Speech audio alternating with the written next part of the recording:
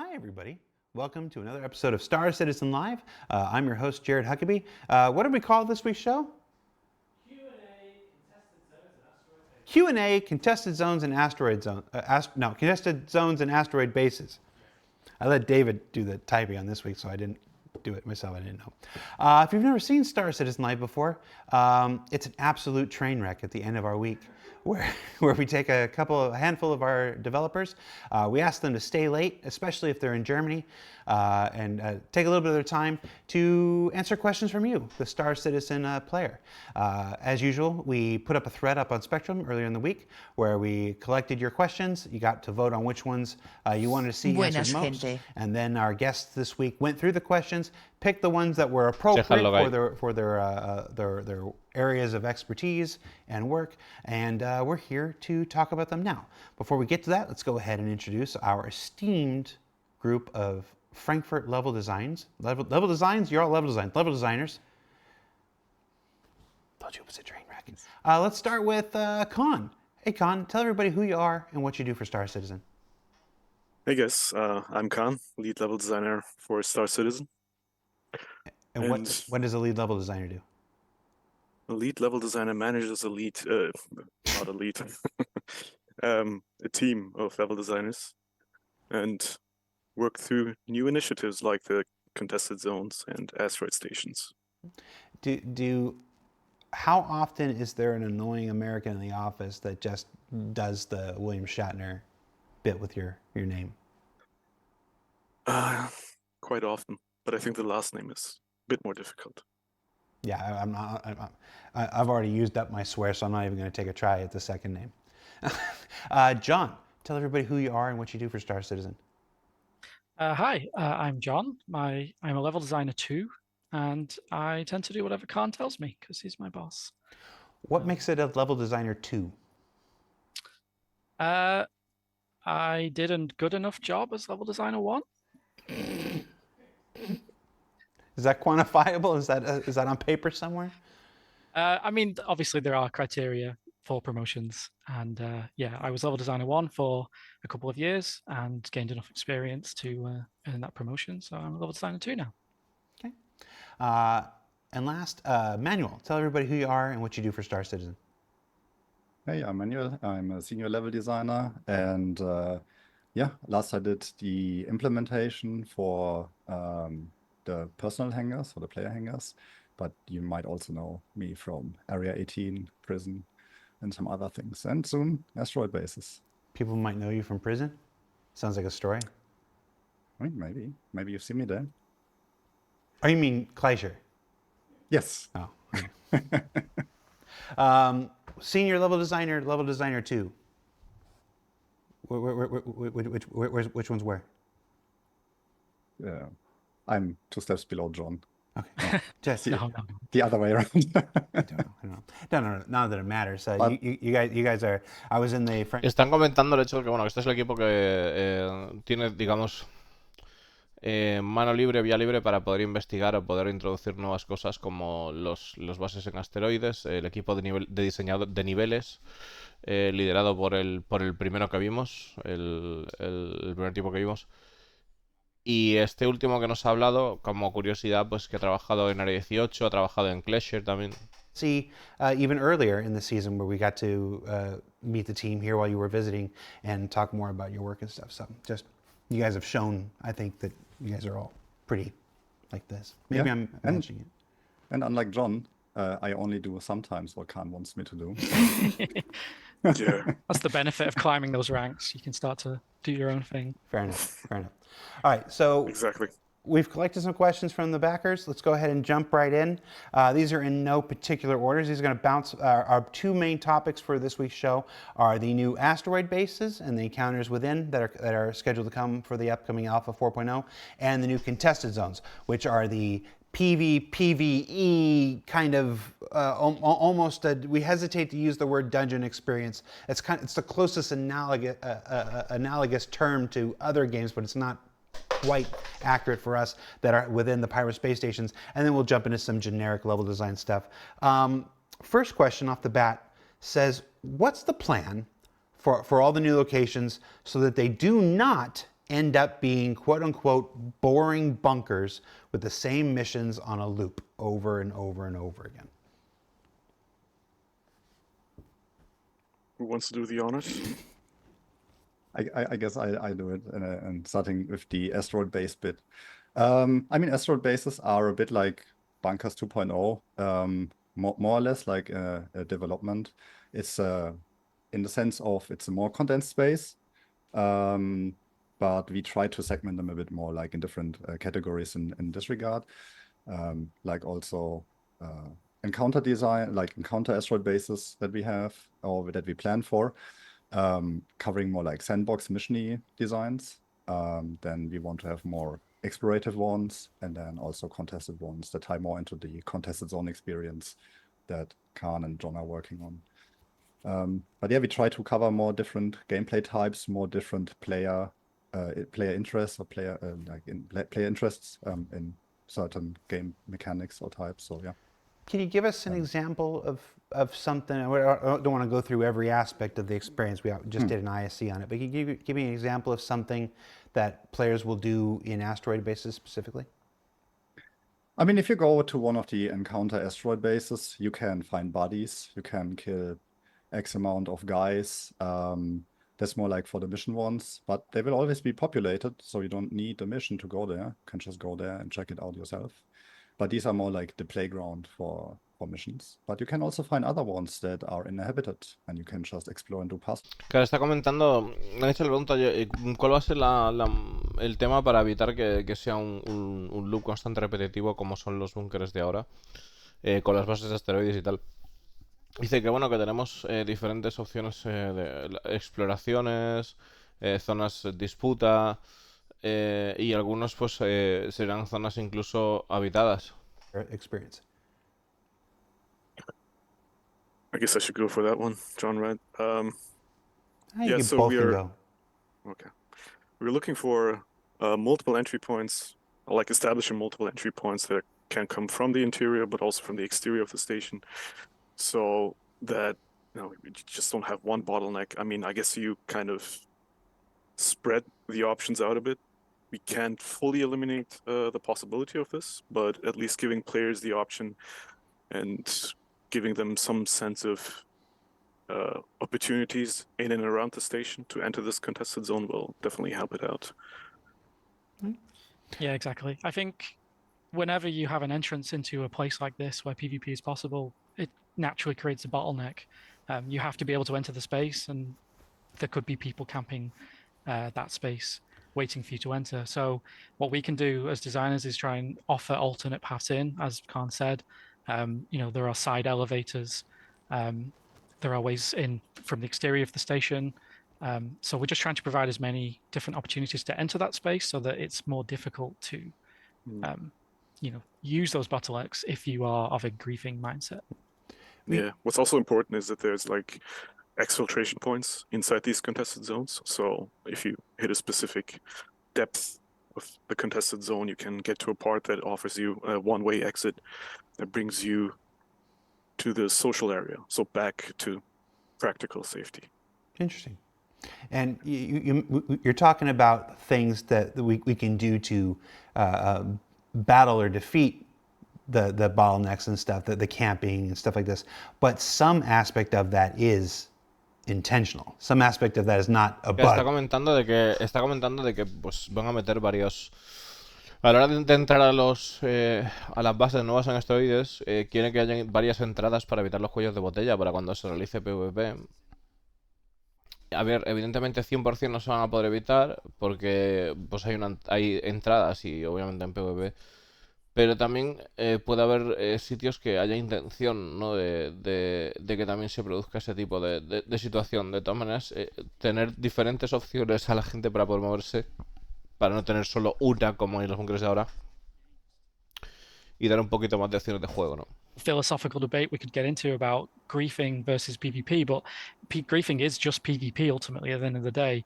There's technically nothing wrong with someone finding a defensible position and using that as an advantage over another player. And that aspect of being on the defensive in the PvP kind of equation is you dealing with those kind of bottlenecks and those camping positions, which cover do you use? How do you approach a room? Do you breach the room? Do you use like grenades to flush out a room before you enter it? Scouting opportunities. And there are things we can do as designers to kind of aid that as well, with like cover placement and lighting and things like that can alleviate these issues. But ultimately, you can't get rid of them, and you probably shouldn't, because ultimately this is Pyro and this is a PvP space as well as PvE. Yeah. So It's also I think, part of opting in, right? It's just like Yeah. you want to do PvP.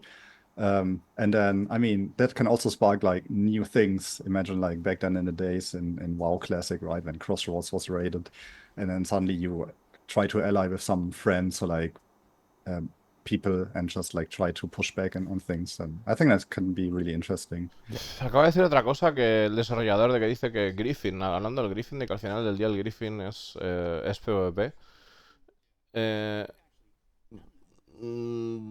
Porque dice que no es el lugar para discutir PvP. Hi, Twitch chat, and I can already imagine the YouTube comments later. At the end of the day, I think a baseline here is that there has to be an alternative. There has to be a solution available to the player who's being attacked in order to turn the tables.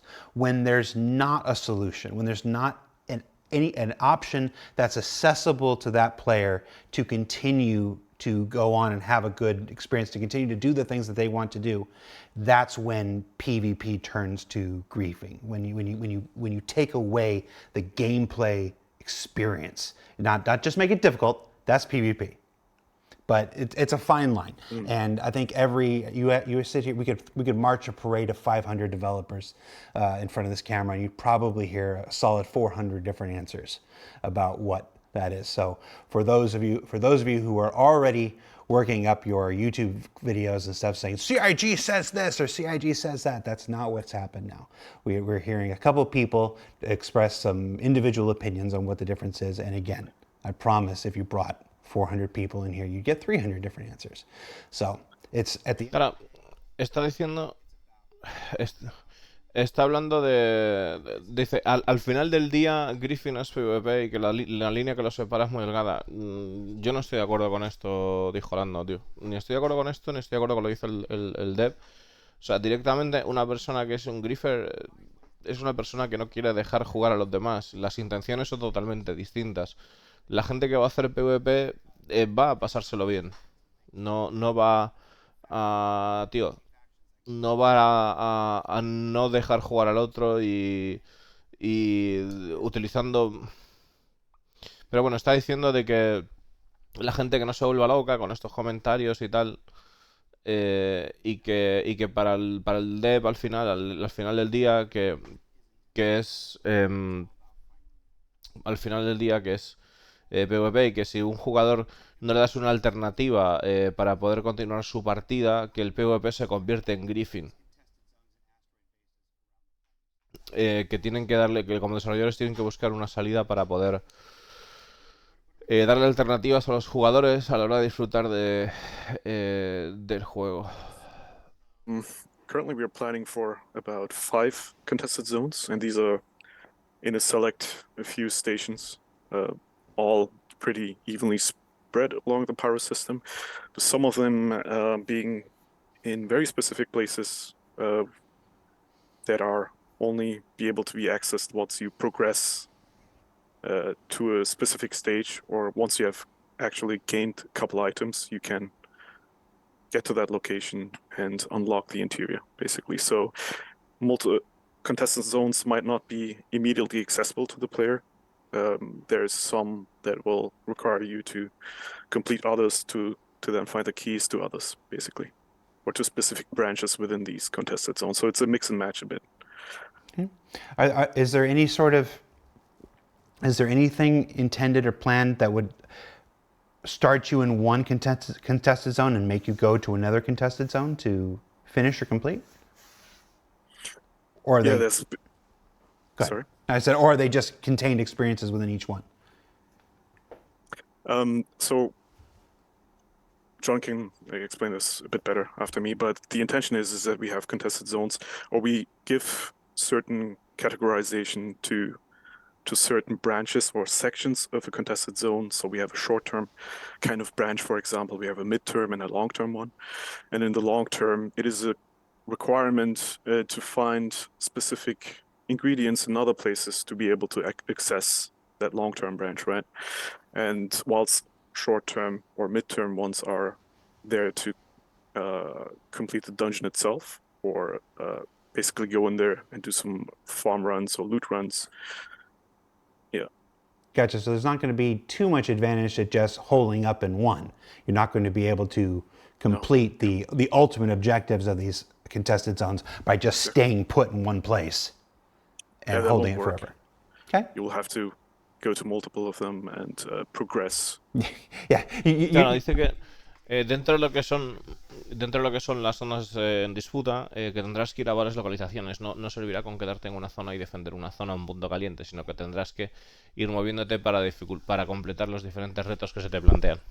Enemy NPCs or non-violent gameplay as well. For example, scavenging, environmental puzzles, rescue missions, finding missing people. Is there something to do in asteroid bases for players who just want to bring peace to the galaxy? I'm not sure about peace, but but yes, certainly. The current intention and goal we have in developing these is, like, as previously touched on a bit before, the encounter ones are solely the sandbox environment for the whole mission stuff. So people who want to engage in missions and want to engage in combat and do these things. But I also want to have this, like, more safer spaces. I mean, you can't prevent PvP from happening, obviously, but the exploration ones are more dedicated to solving puzzles and finding, like, rewards by entering rooms that are not so obviously, like, enterable, right? Like, you have to do some things, not hack a door, but find means around the space and then get more, like, higher rewards in there. Gotcha. So yes, that's like no NPCs and anything is planned in there. Manuel, can you give me a big, like, heroic pose, something like this, real quick? There you go. Everybody, screenshot that and with the words "I don't know about peace" underneath that. I'd like to see that on Reddit before the end of the show, please. Are there plans, or does the tool set allow for the creation of non-derelict asteroid bases, whether functional or productive? Like, could they be seen in a system like Stanton, but is abandoned, or inhabited the mooring? Oh, gee, but they're going way into the lore there. The mooring, like Nyx. So basically, can we make asteroid bases that aren't just run down, beat up, abandoned places? Is what they're asking. I mean, yes, the whole concept of asteroid bases is quite expandable and it has lots of potential because it's a very small scale and doesn't need that much development time like a big flagship location. It's not for the initial release right now, so we are focusing more on the free archetypes that we are currently looking into. But there's certainly a lot of potential and stuff we would like to do going forward in the future and expanding on social spaces as well. Okay. Yeah, one thing when we prototyped these, one aspect that we envisioned was for refueling. Like, instead of needing a large station, you could have these asteroid bases, like, strategically placed around where you could, for example, refuel, rearm. So we definitely envision this as an expandable feature. But Yeah, it's something we want to do.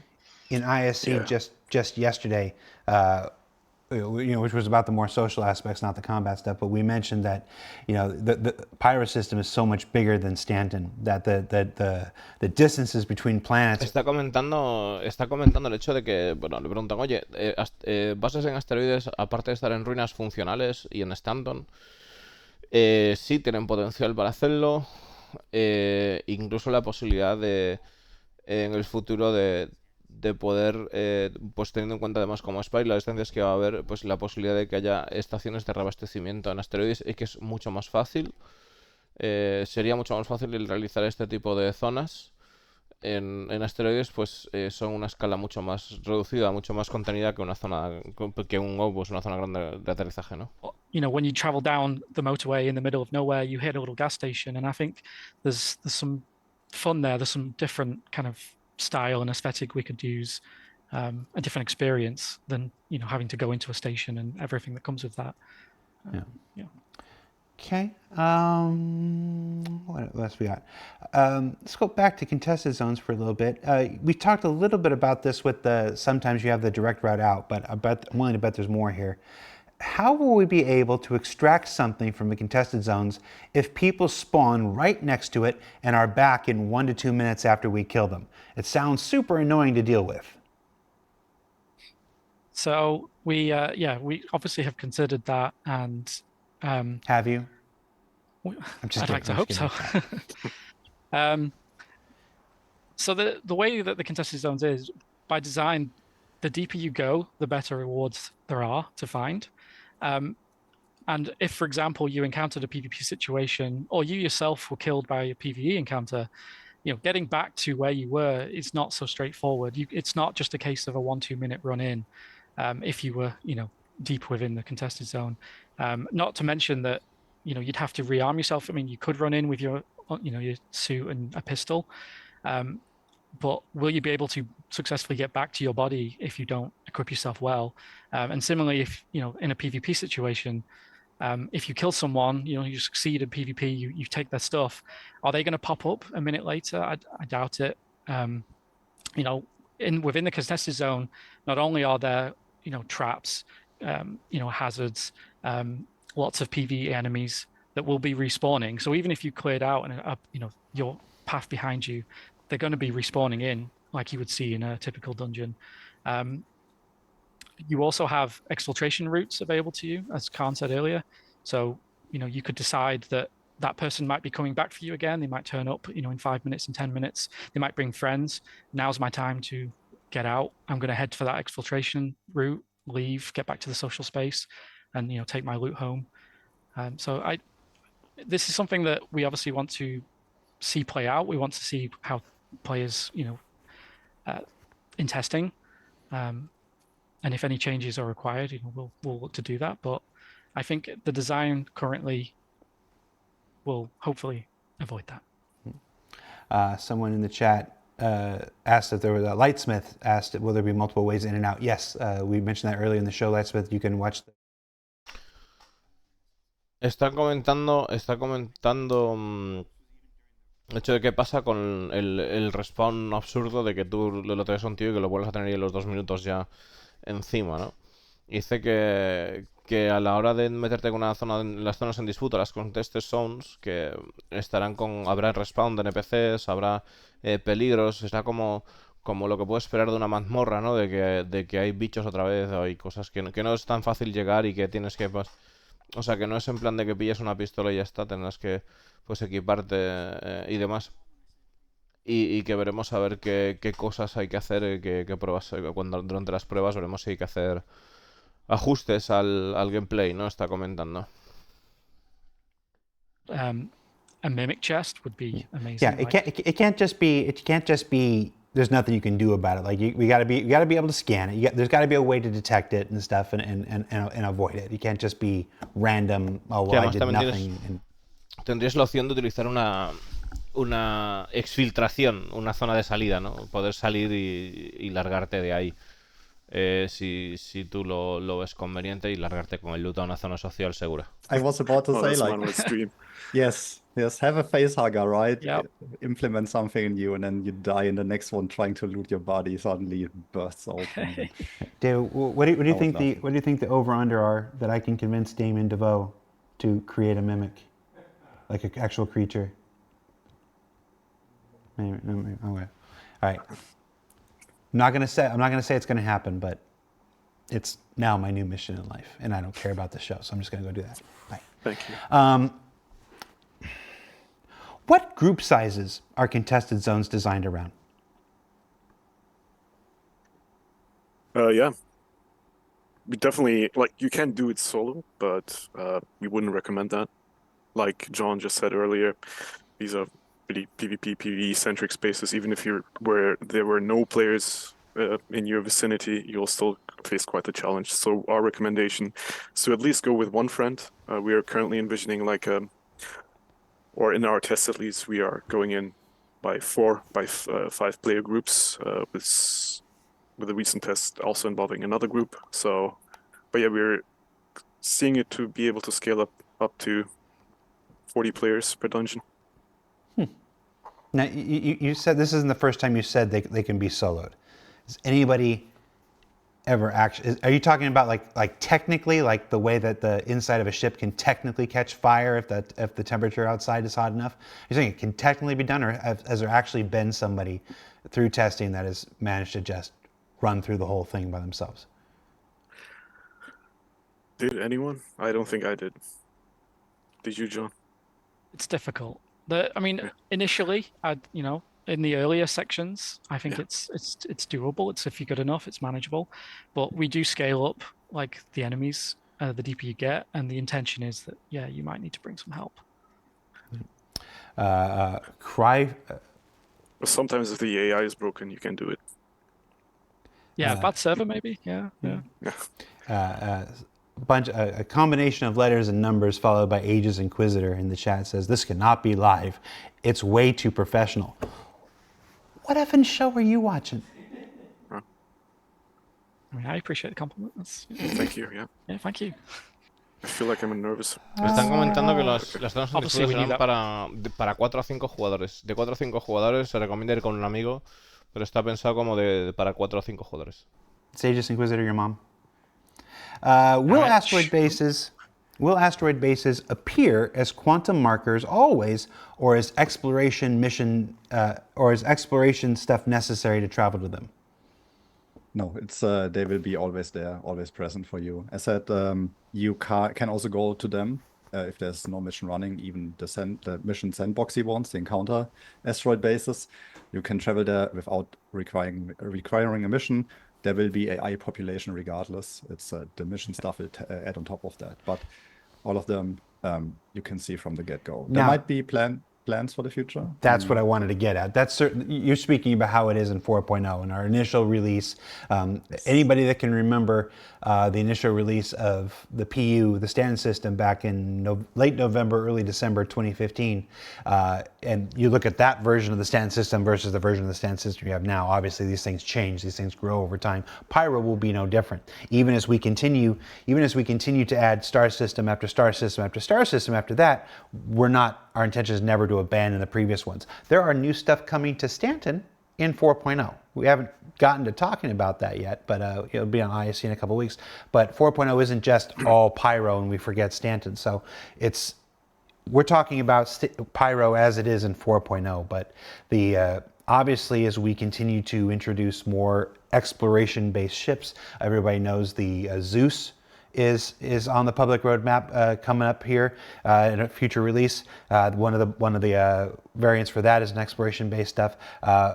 People here are very keen to start developing exploration-based stuff, like discovering transient jump points, finding an asteroid base, or maybe even a derelict space station that nobody's found before and stuff like this. Those stuff will become more prevalent as the footprint gets larger. The footprint of the game gets larger and larger, and we're all very excited to do that. So not in 4.0, but no, not yet. But we have lots of ideas internally, and we really would love to expand and iterate on it and more things. Right. Another asteroid base question. So we mentioned that some of the asteroid bases had copians inside. Are these placeholders? Later to be replaced by more fitting creatures. Oh, this person's calling. Nos han dicho de que podríamos ir a las misiones a los asteroides, los bases de asteroides sin ningún tipo de misión, aunque con la misión se va a poblar. Están hablando de que también va a haber nuevas cosas para Stanton para la 4.0 y que nos sigan comentando de ellas, que no solo para Pyro, sino también para Stanton, y se os dice que la exploración, si bien tienen ideas, que no va a ser para la 4.0. Looking, but I don't think it's a far stretch that they can narratively be around there. But yeah, I mean, if we have more fitting creatures as well in the future, that's it. But for now, it's what we have, what we are working with, right? Is human NPCs and then the Copians. So we try to utilize what we have to create more variety and like more interesting combat with the ingredients that we have. Yeah. Manuel voiced interest to have a space cow in an asteroid base. Oh yes. Yes. We don't really talk about it for the rest of the season, but the domesticated copians are one of the new aspects that are coming online with 4.0. These are domesticated for NPCs and stuff.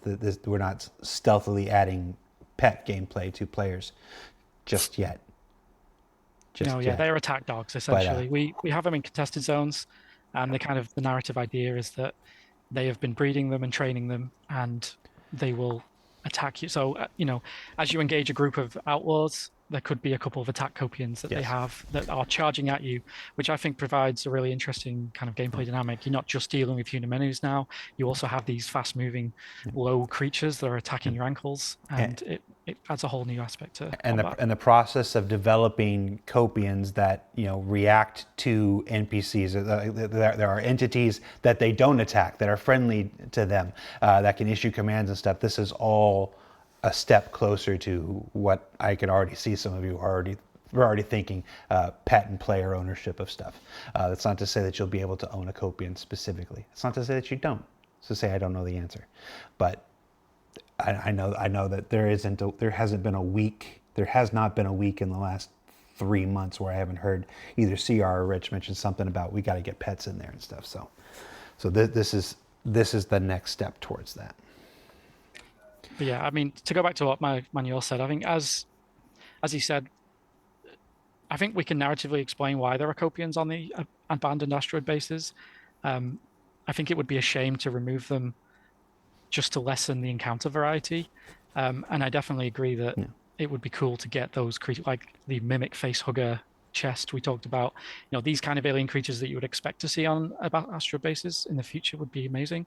Está diciendo que en el futuro uno de los enemigos que nos vamos a poder encontrar en estos asteroides va a ser copiones, digamos, domesticados por outlaws o por los NPCs de allí, ¿no? Y que pues estos no ataquen a lo que vienen siendo los NPCs humanos, y que puede ser un paso hacia adelante va a ser interesante esa combinación, y que puede ser un paso hacia adelante para lo que vienen siendo las mascotas y demás, ¿no? Vary in terms of difficulty and overall loot. For instance, one station having relatively fewer enemies and loot compared to another with an abundance of heavily armored enemies and very valuable loot. Yes, we are alternating some of this based on the contested zone you're in. We also have a very specific one, which we call the Ghost Arena, but don't really want to spoil that yet. But at the same time, so for us, what is really important when it comes to the reward stuff is that things are actually substantial and unique. What we put in there has to not be widely available, right? So, and that's the thing that we want to really balance out with the rest of the universe to make it worthwhile, and to balance it also out between the contested zones themselves. Yeah, I think anybody who's played Star Citizen for a while knows that I'm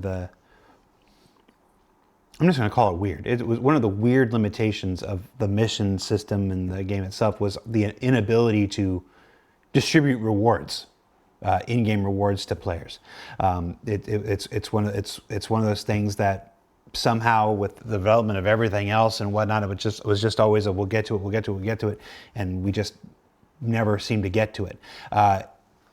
In 4.0 and beyond, a big chunk of the mission feature team, stuff like this, has now been going to adding that functionality in there, so that now you saw it with the with the Operation Overdrive and stuff. Now there are things you can do in game and now get rewarded for an item in game. So that kind of technology expands and continues into asteroid bases, into contested zones, and into things like Ghost Arena that we're not going to talk about, stuff like that. So you're going to see more and more unique things that are rewarded to you through playing the game as development continues to 4.0 and beyond and stuff like that. And that's really exciting, because I think if I can speak, I'm speaking for the devs, but if I can speak for the fans for a while, I think this sense of progression, this sense of, I'm doing things and I'm earning things that I can't get anywhere else. It's like this has been missing from the game for a little while. So it's one of the more exciting aspects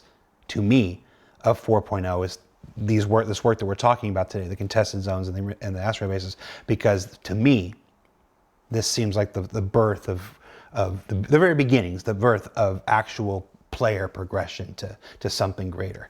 And I'm really excited about that. So I hope that's coming across in the ISC in this. And if it's not, I'm sorry, I tried. Next question. What's the ghost thing? Está comentando que a partir de la 4.0 se espera una verdadera progresión de los jugadores, que hasta ahora las misiones no eran capaces de dar una recompensa en el juego, ¿no?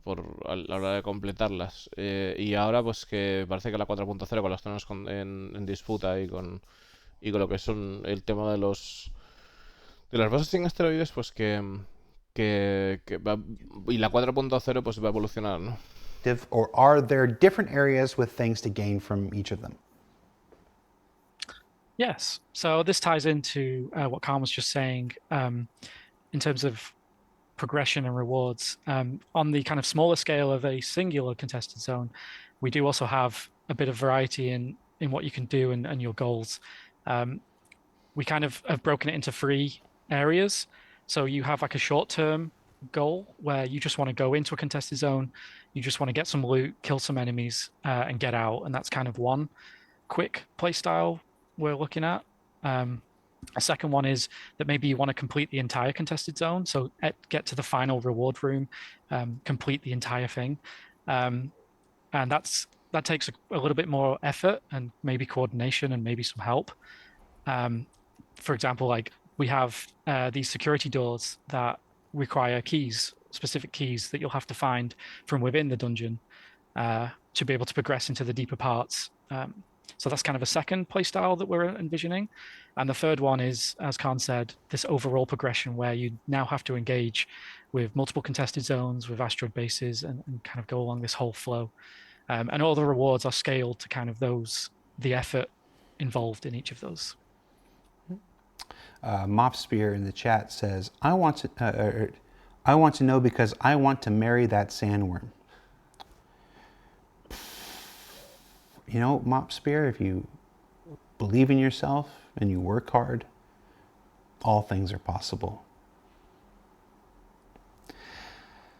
Except that. Will asteroid bases have any enclosed docks that would handle a capital class ship? For example, a capital class hangar with atmosphere, but with an enclosed zero gravity space. This is a really specific question. Will you make this very specific thing for this very specific person? So I probably have to disappoint you in this regard. So the initial set of asteroid bases we are putting out, right? We don't do social spaces, so there's no official landing, so no hangars or landing pads services whatsoever, right? So that will come down later down the line. And even then, if we add the more smaller social spaces like gas stations and so on, it's probably more to serve smaller, medium-sized ships, probably not the big capital-sized ships. We might have docking tubes at some of them later on, so that could be your only access point if that's supported for your ship, but probably not. I mean, if you buy in the ship, right, it's like then you have certain stations available to you. That's the fantasy, right? So. Yeah. During the ISC, let's back up.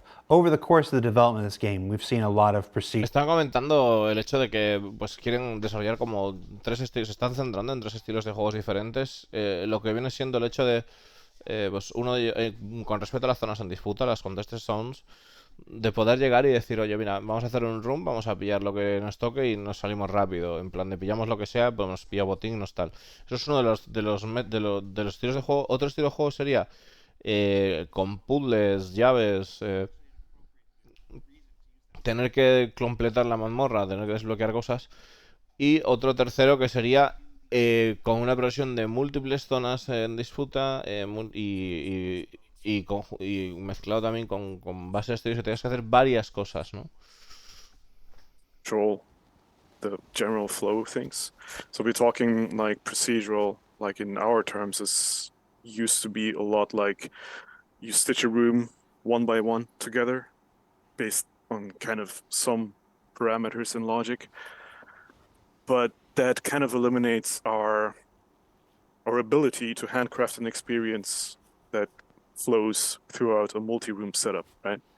So what we're looking at right now instead is hand stitching certain sections together that can combine into kind of like a gameplay bubble, and then utilizing multiple gameplay bubbles that we can then stitch together with this procedural tool, right? So we have a bit more control on the scale of things that is a bit larger than just a room, but Right.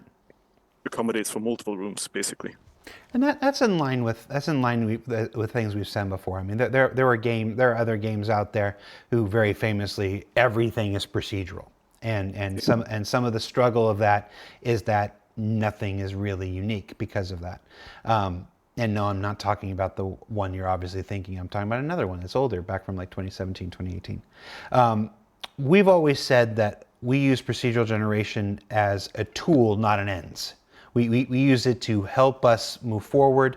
We use it to help us flesh out. Está comentando también el hecho de que al principio las zonas no quieren que tengan los asteroides y demás. La base en asteroides que no hay pensado que tengan zonas sociales o aterrizaje, ¿no? Para naves y tal.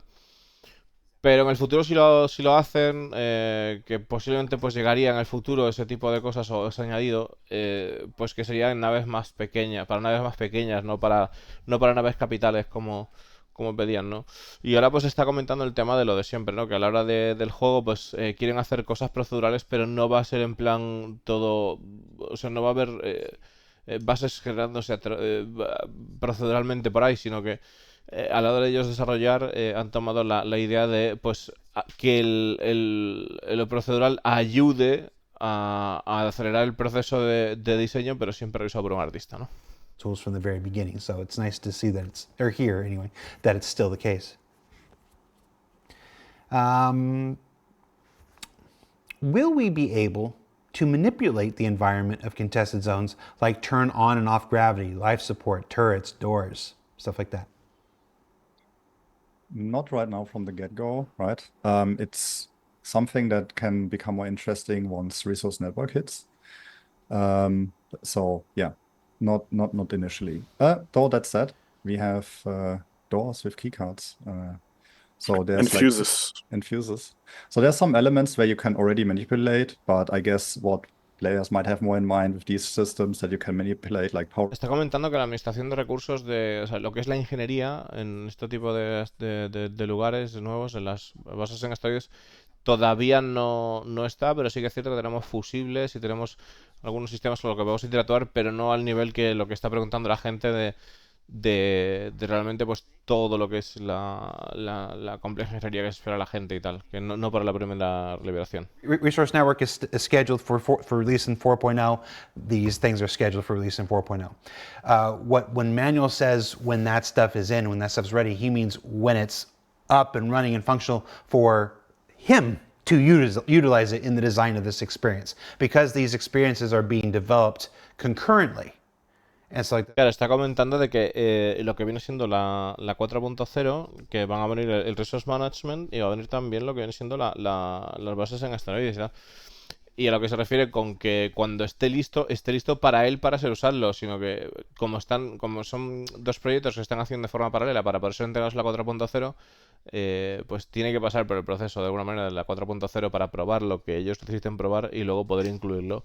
Y que puedan estos chicos también trabajar con esos sistemas, ¿no? Some of the locations teams are already using aspects of the resource networking system for their charge and drain stuff, and for the different homesteads and habitats and stuff like that. So it's just a question of, do we want to wait, or do we want to put out a first version that can do all of these other things and then add that later? And that's what he's talking about here. So. Exactly. I think it would be, or like we all think it would be a shame holding on with the asteroid bases and contested zones. It's already a playable content that works without the resource network already, right? So it's like, why wait? Get it out in the hands of players, have them play. also getting feedback right and see like how players engage with the environment and how we can improve upon that. And then we already have also ideas like how we can implement or like add in the future once the systems are more refined. Eagle I think 6. I'm sorry, go ahead. I was just going to add on a little bit as well. I think it's worth adding that we have definitely viewed the contested zone asteroid bases a little differently to past things we've put out. We want these locations to kind of stand alone, like as themselves. Be a bit more sandboxy and have more interactable elements in them. And the resource network that will eventually come is a part of that. But things like the key cards and the security doors and traps and we're trying to push more of that into the environment to make them kind of be more standalone and exist as a space that you can interact with and have gameplay in. I was going to say, Eagle 6 Airsoft says it's not ISC live without 20 disclaimers. Well, it's not ISC live at all.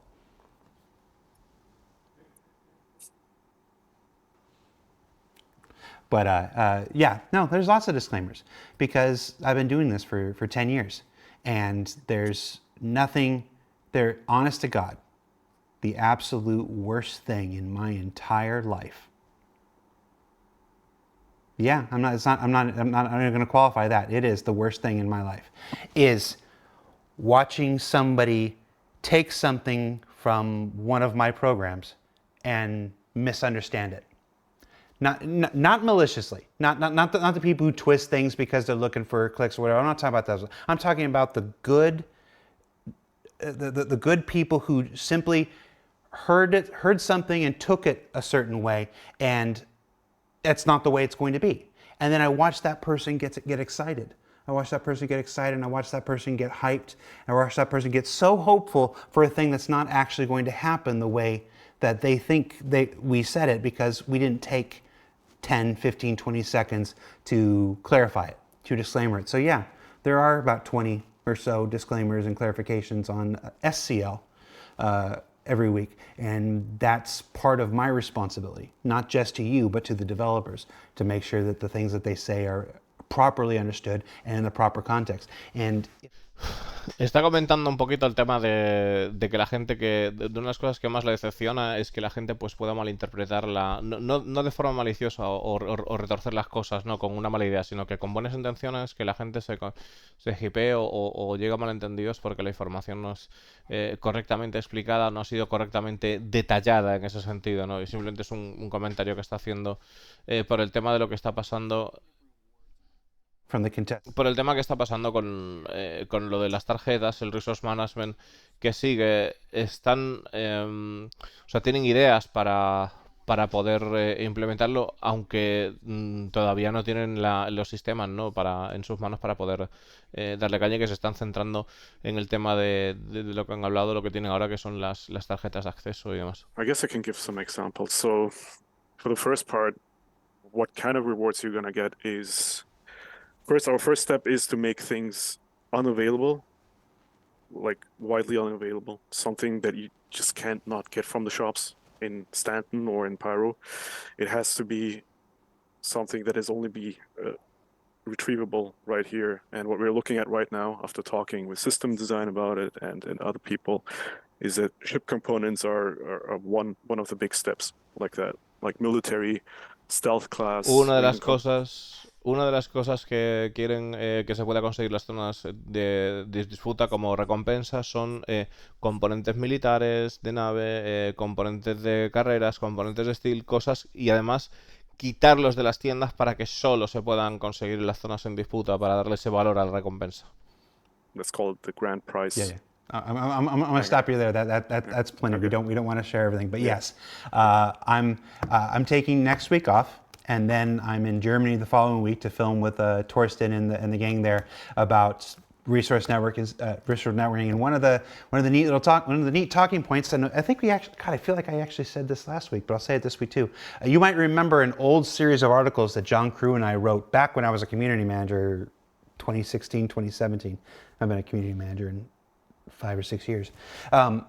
but back then we wrote a series of articles for the website called The Shipyard, where we broke down basically the overall plan for how ships are supposed to work. And one of the things we talked about there was the classifications of materials, not just in quality, but in type, military, competition, luxury, stuff like that. So this, along with Resource Network, and I'm not going to go into it too much here because we've got the episode coming, is the beginning of that realization of multiple ship components that are actually tuned to different abilities and tuned to different performance thresholds and stuff. So after 4.0 is where the world of, okay, my M50 behaves like this, but I'm going to rip this out and I'm going to rip this out and I'm going to go do a contested zone. I'm going to get this. I'm going to pop that in. I'm going to go to an asteroid base and get this. I'm going to pop that in. And now my M50 behaves differently than the stock thing that comes off the market. 4.0 is where the start of that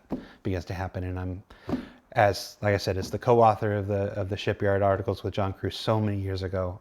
It's one of those things that I've been waiting, which is why you brought it up, so I'm gonna be like, excited about it. All right. I hope I didn't spoil too La much. 4.0 va a marcar el inicio de el comportamiento de las naves basando en los ajustes que hagamos. Los componentes y más. No, but yeah, to the second part of the question about how we extracted freight elevators. It's not just going to be backpacks or something that you can carry, right? There's going to be freight elevators inside this zone that are positioned in a way where you can extract certain things in a more efficient manner. Corn 44's TV says, say it again, I wasn't listening. Sorry? Nothing, I'm just... Oh, okay. Sometimes I appreciate a solid low-level troll. Are asteroid bases, as gameplay locations, a precursor in test for player-owned asteroid bases, or are there no connections to be drawn? Careful. Not yet, at least. Manuel? No, not yet, at least at the moment. So they're currently designed as purely focused for gameplay and content, first and foremost. Yes. That is all they're intended for at this time.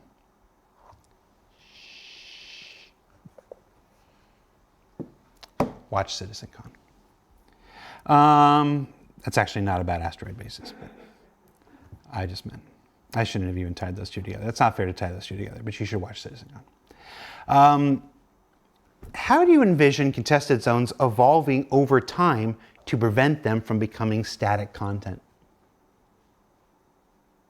But yeah, totally. I mean, this is a live game, so we will continuously update these places with any new items that might be popping up, any new systems. I mean, we have to maintain, we are constantly, as level designers, going back to old locations and giving them an upgrade when some change to a system comes up, right?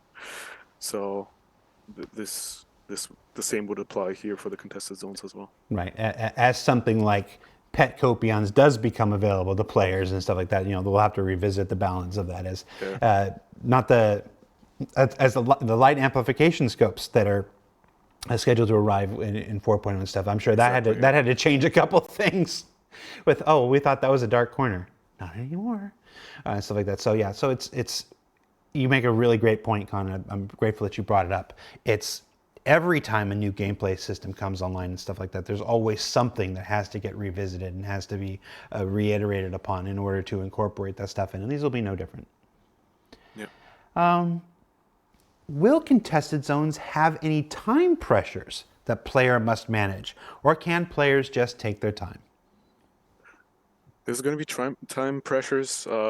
Specific locations even have timed gates. So during these timers, we attract players to be there. Other times, certain things will be locked, so there's no point in going there. So yeah. There's going to be time gates. The other added pressure is just the population that exists there, right? Like, you won't be able to fully eliminate the static Vale, están diciendo que le estoy diciendo, va a haber algunos sitios en los que pues haya tiempo límite para poder salirse. Básicamente está diciendo que lo han o sea, las zonas en disputa son una especie de zonas de juego de exfiltración, como puede ser un Tarkov, como puede ser un Delta Force que habéis visto jugar estos días. Va a desarrollo. Entonces va a haber puertas que tengan tiempos de apertura. Stay there to see if you can loot it again later, but we would then want the environment to be pushing back on you for respawning enemies, patrolling enemies. Claro, y que también you know, serás to empujado por los really not- enemigos a que te largues. Te invitarán a que te vayas a base de hostias. This, Y también han comentado la posibilidad de para poder escapar de combatín y tal, que habrá zonas convenientes con montacargas, con freight elevators, para que te puedas llevar el botín, ¿no? everybody in Azeroth to go to one place at the exact same time, and what that did to performance and stuff like this. This isn't going to be the same thing, right? A timed event, and suddenly we're going to make everybody go to one of 5 places, or It will be a bit more loose than that. okay, Yeah. okay. Yes, I still have trauma. It's 20 years ago. Oh my gosh, it's 20 years ago. Well, it's 19 since Encourage, but Tech Zulu says Jared's in a studio and the others are on webcams. I'm not in a studio. I'm in outer space. See? I'm in outer space. No, the other guys are in want Germany, and it's not very cost effective to fly 3 people over here just to do an hour-long show. We do try not to spend money where we don't have to. I want that too. Why don't we have cool props? I could tell you, but the answer would not make you happy. True. Actually, you were in Manchester recently, Manuel. You should have, grabbed a couple, right? I mean, I'm not sure if Jared counted all his helmets, right?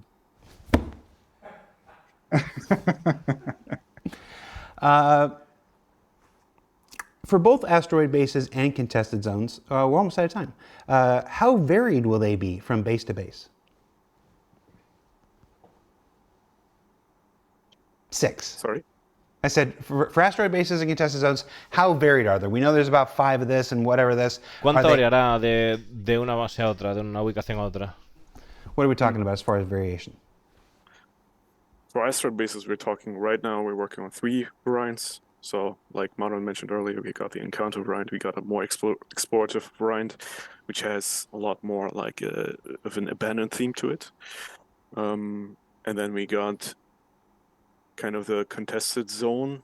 It's not specifically contested zone, but it is a location that ties to the overall progression that we are planning for. Okay. And last question. We mentioned this is okay, lots of MMOs going back to the end of the beginning of time here, and make no mistake, Star Citizen is an MMO. Our single player experience is Squadron 42, or the persistent universe is our multiplayer experience. That's not to say that there isn't a way to make your living as a solo player, but I mean, the overwhelming majority of the game is designed for a multiplayer experience. That's why we have a single player and a multiplayer. Where was I going with this? Oh, for a lot of MMOs, dungeons are a normal occurrence. Everything has some area that counts as their dungeon. Some they go in here. There's an entrance. There's a progression through. There's mobs to fight. There's an occasional boss. We talked a little bit about your desire for boss fights, John, when we filmed ISC. This last question says, what lessons, if any, from other games have informed your approach to creating what is our first version of that kind of experience with asteroid bases and contested zones? What have you learned from other games?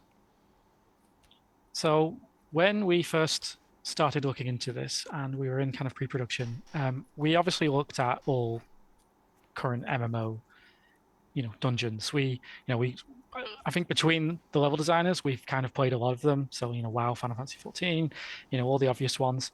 And we obviously looked into the dungeons and how we could apply what they have to what we tried. And we did originally kind of internally call them open dungeons. And the idea was to have a kind of traditional experience of, there's a start and an end. It gets harder the deeper you get. There are packs of enemies. But because we are Star Citizen and we are a unique MMO in that, these are open, we kind of looked more to the old school MMOs for a bit more of where to pull from, like EverQuest, and which had those open space dungeons where lots of players could go in.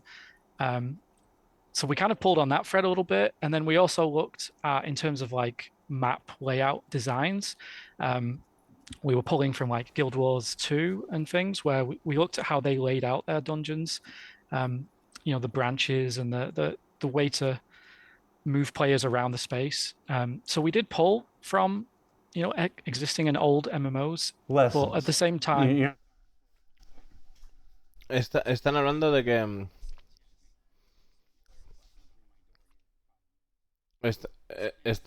están hablando de que han tomado referencias de MMOs como EverQuest, porque tienen mazmorras abiertas, o Guild Wars 2 también para hacer las zonas las zonas que son disputa, o lo que viene siendo las bases en asteroides y tal, para poder tener referencias de cómo la distribución de los jugadores, o que en general que muchos de ellos han jugado MMO y que han revisado eso, ¿no? On that, right? It's like we need to. We are building something that we think is fun in the first iteration, and like also like as we are like being vivid MMO players as well, and we build something that we think fits the game a lot. But obviously, we need to find out like. We want to know about the player experience and see their reactions and what they like and what they don't like about it, so we can refine the existing ones, and we can make the new ones we're working on like even better and so on. It's like I think with all the great games, right? It's like they're building something and then see what the players like in particular for like their game bubble, and then trying to make that better. That's a great point. We're in a position that other games don't get. We don't have to, and this will upset certain people and a certain selection of people, and that's okay. It's the truth, and if it upsets, it upsets. We don't have to figure every single thing out ahead of time. Because we run a live environment in the middle of our development, we can afford to test. We can afford to put a thing out there and try it, and instead of assuming that people will react this, and assuming people will react like that, and assuming people will like this, and assuming people will hate that, instead of assuming, we can actually put these things out there and test them and get actual feedback and go, okay, so that wasn't as bad as we thought it was, so there's something there. This didn't work the way that we thought it was, so we can move away from that. And that's been a hallmark of Star Citizen's development since the PU began in 2015. So we have this double-edged sword that definitely cuts both ways, where we can use the virtue of our live environment in the middle of our development to test certain things that other games might not even ever attempt.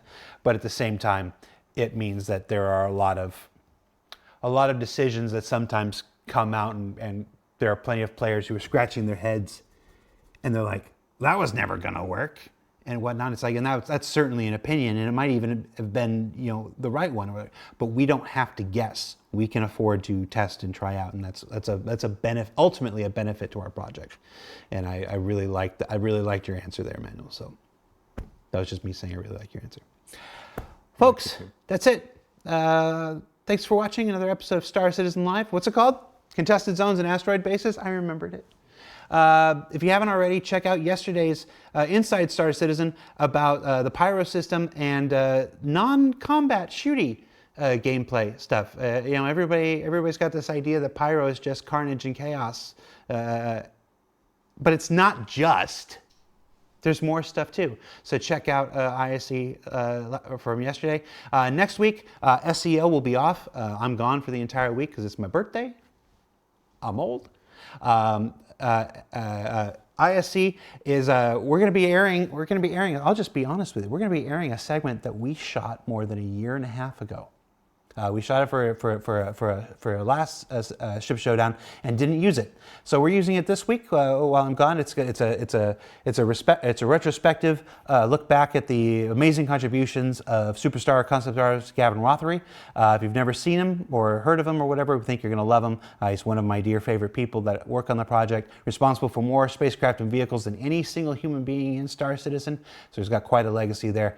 So you can check that out if you want. And then we're back in 2 weeks. Or ISC, we're going back to Pyro, we're going back to all the combat and carnage and chaos with a few new elements that you may not be suspecting. So check that out. We're going to check out Xenothreat's home turf, and that's pretty cool.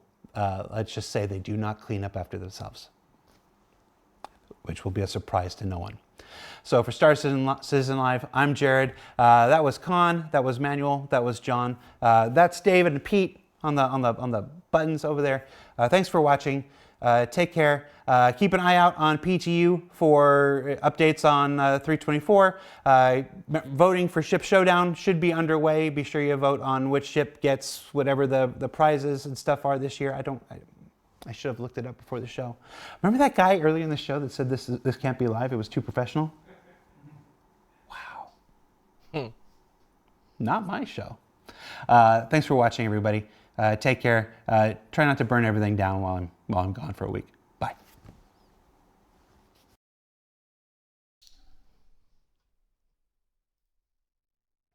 Bueno, ahí están, chavales. Al final ha dicho el tema de que, bueno, de que lo que vaya a funcionar o lo que no, que en Star Citizen tienen la posibilidad efectivamente de poder probar todo esto y darse el lujo, ¿no?, de poder probar las cosas. Cosa para al tener un desarrollo en vivo de esta manera, pues que pueden investigar este tipo de cosas, ¿no?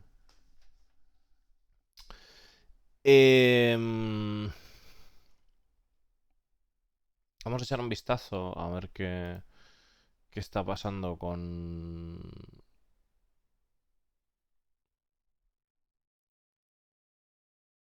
Hace una hora hemos identificado las causas de los crashes por la última noche. Estamos actualmente poniendo una build de la 324 para liberar al PTU hoy con la intención de abrir más waves a lo largo del fin de semana. Madre mía. Buenas Faibo, por cierto. Buenas Locus, buenas Pedro. Ese gato por ahí también.